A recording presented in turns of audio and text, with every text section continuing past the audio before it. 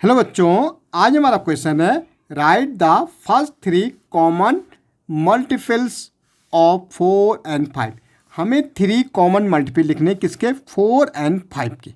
It mean मुझे देखना 4 और 5 में फर्स्ट 3 और 3 नंबर लिखने जो तीनों में कॉमन होंगे, दोनों में कॉमन, 4 की टेबल में भी और 5 की टेबल में भी आते होंगे।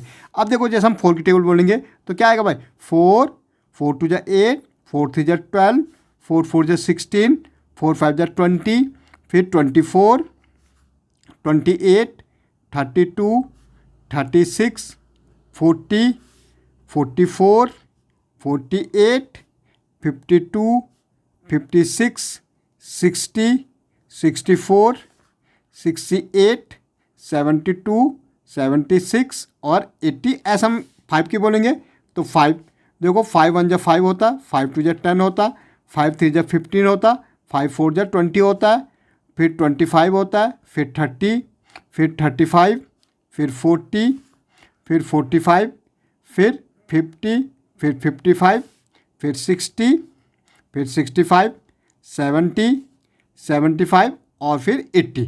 अब मुझे कॉमन देखना भाई, वो नंबर देखने जो 4 की टेबल में भी आए और 5 की टेबल में भी आए। तो कॉमन मल्टीपल क्या होंगे वो हमें देखना है।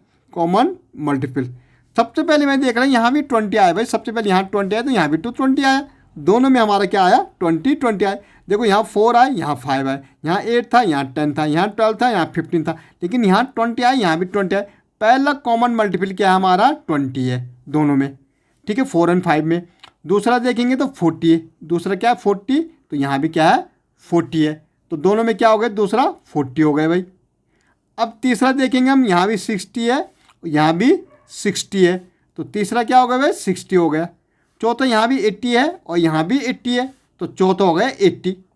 तो ऐसे हम निकाल सकते हैं, ठीक है, 20 40 60 80 फिर 100 हो जाएगा। तो ये हमारे कॉमन मल्टीपल हैं, जो 4 एंड 5 के फर्स्ट 3 कॉमन मल्टीपल्स। ओके।